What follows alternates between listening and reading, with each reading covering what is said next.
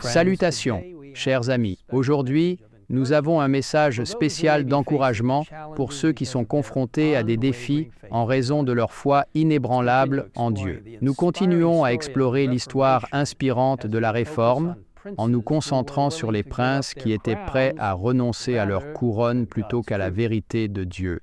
Après la fermeté de Martin Luther à l'Assemblée de Worms, la Réforme s'est rapidement répandue dans toute l'Allemagne et les gens ont commencé à lire la Bible dans leur propre langue grâce à la traduction de l'Ancien et du Nouveau Testament réalisée par Luther. En 1526, une autre Assemblée nationale, connue sous le nom de Diet de Spire, accorde à chacun la liberté en matière de religion.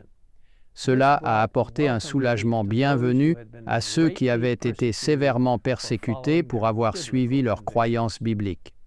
Malheureusement, la paix n'a pas duré longtemps.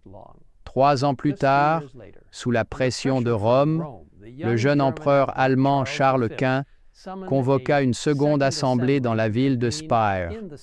Des princes et d'autres nobles sont convoqués dans le but d'écraser la prétendue hérésie de la Réforme. Les partisans de la Réforme se voyaient interdire de partager leurs opinions, même chez eux. Cependant, certains princes refusèrent de se taire. Dans La tragédie des siècles, nous lisons que la population de Spire avait soif d'entendre la parole de Dieu et, en dépit de cette interdiction, des milliers d'auditeurs accouraient au service qui avait lieu dans la chapelle de l'électeur de Saxe. Lors de cette seconde assemblée de Spire, les représentants de Rome exigent que toute l'Allemagne se soumette à nouveau au pape. Cependant, les princes qui avaient embrassé la Réforme revendiquèrent la liberté religieuse qui leur avait été accordée 3 ans plus tôt. Finalement, les représentants de Rome proposèrent un compromis. Dans les États où la Réforme n'avait pas eu lieu, la fidélité à l'Église romaine serait strictement imposée. Dans les États qui ne se conformeraient pas sans risque de révolte, les gens seraient autorisés à suivre leurs propres croyances, mais il leur serait interdit d'enseigner la Bible ou de dire quoi que ce soit qui aille à l'encontre des enseignements de Rome. En outre, il était strictement interdit de se convertir à la Réforme. Ce soi-disant compromis présentait un véritable dilemme pour les princes. Ils pouvaient conserver en toute sécurité leur position de prestige, leurs richesses et leurs honneurs, mais en échange, il leur était interdit de partager leurs croyances fondées sur la Bible et de permettre des conversions en faveur de la Réforme. Qu'allait-il faire? Après consultation, près de la moitié des princes allemands décida de se ranger du côté de la Réforme. « Rejetons cet arrêté, déclarèrent-ils, sachant que cela pourrait leur coûter tout, même la vie. » Brandissant la Bible, ils déclarèrent hardiment « Ce saint livre est, dans toutes les choses nécessaires aux chrétiens faciles et propres à dissiper les ténèbres. » Nous sommes donc résolus, avec la grâce de Dieu, à maintenir la prédication pure et exclusive de sa seule parole, telle qu'elle est contenue dans les livres bibliques de l'Ancien et du Nouveau Testament. Cette parole est la seule vérité. Elle est la norme assurée de toute doctrine et de toute vie, et ne peut jamais ni faillir ni se tromper. L'impression fut profonde. Tout le monde fut impressionné par l'audace des princes protestataires. C'est ici, à Spire, en Allemagne, que les adeptes de la Réforme furent appelés pour la première fois protestants. L'année suivante, l'empereur allemand convoqua une assemblée nationale dans la ville d'Augsbourg et les chefs protestants furent à nouveau appelés à comparaître devant les plus hauts dirigeants du pays.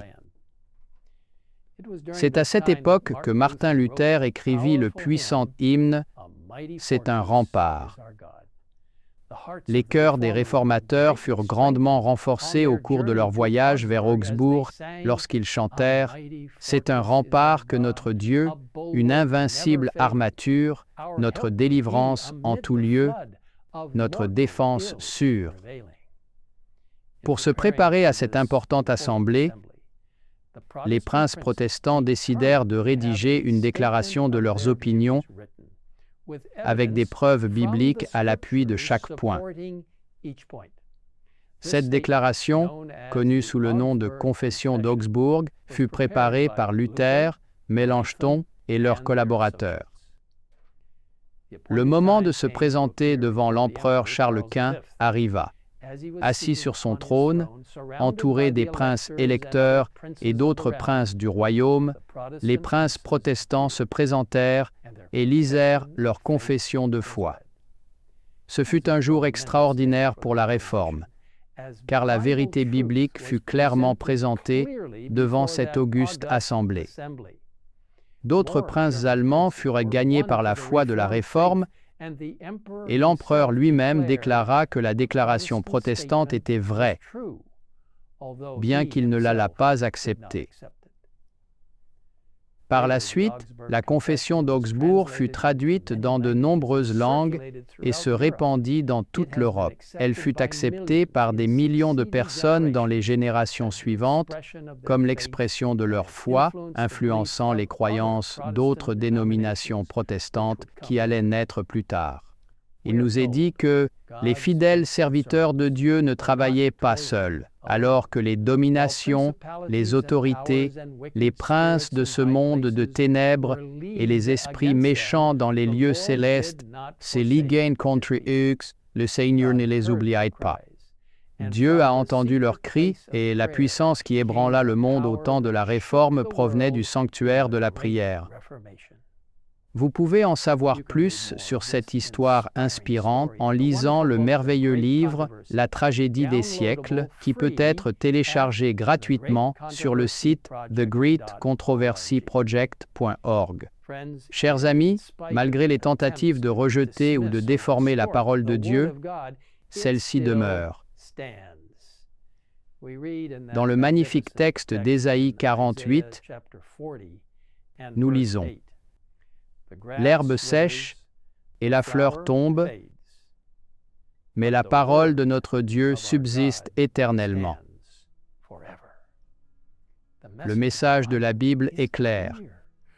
Nous pouvons être assurés que la prière est aussi puissante qu'elle l'était à l'époque de la Réforme. Je vous invite maintenant à vous joindre à moi pour entrer dans la salle du trône du ciel par la prière.